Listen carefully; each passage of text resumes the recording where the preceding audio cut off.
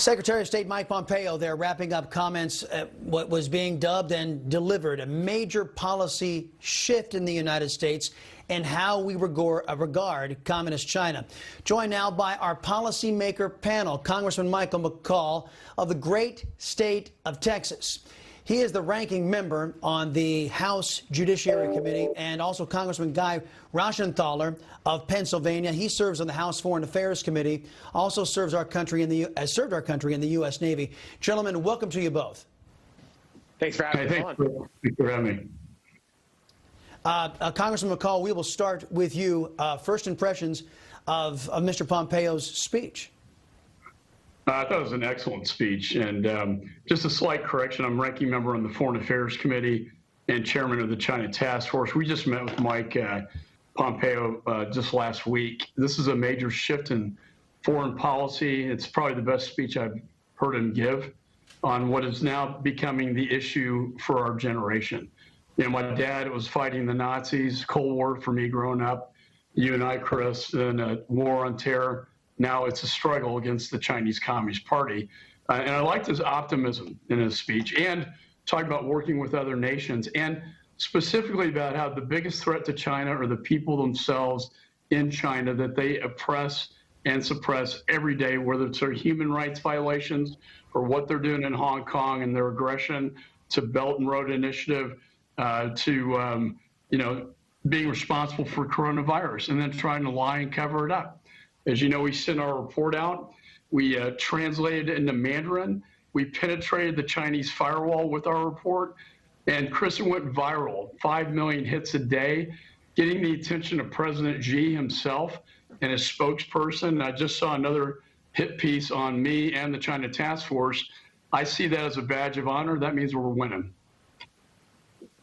Yeah, Congressman Reschenthaler, let me ask you about, first off, your impressions here.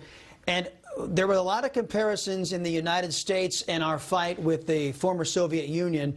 And as I said in my prelude leading up to this speech, this is the communist threat to the world of our day, Communist China. The only difference is that I think the United States had a hand in building up this threat, Communist China, yes? Well, we did. The speech was excellent. I thought it laid out a very clear plan for how we need to deal with China. And it marked the start of a new beginning on how we handle our relationship with China. For way too long, we've been treating China with kid gloves. We've been giving them all the benefits of being a cooperative player on the world stage while they have manipulated the economy. They've manipulated the cooperation, the family of nations to their benefit and, frankly, to the detriment of their own people. So I think that China is growing in an adversarial nature to the United States. I loved it when Secretary of State Mike Pompeo said that we need to reach out to not only the freedom-loving people within mainland China, but also the freedom-loving nations of the world. And we need to contain China and make sure that they do not make any future moves adversarial to Taiwan. We need to stop taking advantage of developing nations and so forth. And we go through a litany of transgression that China has done worldwide, but we need to finally hold China accountable and do it with allies that share our democratic values. You took me right where I wanted to go. I'm going to ask this question of both of you, and it's a two-parter, okay? You hit a nerve, Congressman, with Taiwan, because we have seen the fall of Hong Kong. And many people are saying that because China is becoming desperate, we're cutting off their supply lines, we're cutting off their money, we are taking a different stance. They're not going to be the spoiled little children anymore getting away with everything. So a lot of people believe that they have their eyes on Taiwan. You are two lawmakers in the United States Congress. Number one, is there a majority in the Republican caucus that will stand up for Taiwan and their freedom? And let me ask you about this of your colleagues across the aisle. Is there a majority of Democrats who believe in standing up for Taiwan's freedom? Congressman McCaul, you first. I do think there's a good deal of bipartisanship with respect to Taiwan. To answer your question, you have to look at their own words. Taiwan is definitely on their list, and it's next. And we cannot allow what happened in Hong Kong to happen in Taiwan. So I think, I signed off on the foreign military weapons sales that went to Taiwan so Taiwan can defend herself. But I think we need to make some pretty bold statements warning the People's Republic of China that if they do what they did in Hong Kong to Taiwan, that there will be consequences to that. We did issue sanctions on those involved with respect to Hong Kong. They violated the Sino-UK treaty. But there are many bills out there dealing with possibly even authorized use of military force if China ever did invade that island of Taiwan. It's very near and dear to our hearts because it's a heart of democracy in Asia, and we're very, very close to her. Yeah, Congressman Reschenthaler, right back at you. What is your evaluation of the Republican caucus and the Democrat caucus? Is there a majority in the United States Congress that believes we should stand up for Taiwan? Well, certainly the Republicans and most mainstream Democrats believe in the American foreign policy that we've known for so long, and that is that we stand behind our allies, and those are Western democracies all over the world.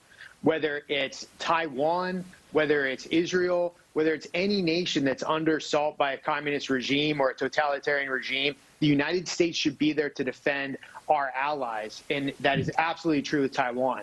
As far as the Democrats go, I'm startled by the far left shift that we've seen them take. Joe Biden won't even hold China accountable for the COVID-19 virus. So if Joe Biden won't hold China accountable for COVID-19, a pandemic that they caused, and experts say they caused at least 95% of these cases by letting it spread from Wuhan, then how can we trust Joe Biden to hold the CCP accountable for if and when they invade Taiwan, for their human rights violations on the minority populations such as the Uyghurs? It's a very clear choice. The Democrats refuse to call out China. Just this week, Leader McCarthy had a bill that would have penalties for those who try to hack vaccines from us and take it to the CCP. The Democrats would not even join Republicans to vote for those stronger measures to stop the hacking and the spying. I am very pessimistic on the future movements of the Democrat Party, especially if Joe Biden is the White House. It will be a signal to the CCP that they will not be held accountable and they will not be contained. That's why it's so important for us to support President Trump's agenda in the outline that you just heard from Secretary of State Mike Pompeo. And Chris, if I can follow up on America, this China task force that I chaired, we had planned a year ago to make this a bipartisan task force. McCarthy and Steny Hoyer, myself and Chairman Engel, we sat down, we agreed to it. And a week before we decided to announce it, Pelosi came up and said it was a diversion, that all we want to do is focus on President Trump.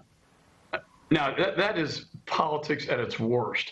I think most Americans and most people of the world want to know what happened in Wuhan. How did this COVID-19 outbreak happen? Could we have stopped it? How can we stop it from ever happening again? And also to re-examine our foreign policy with the People's Republic of China, which is precisely what my good friend Mike Pompeo did today.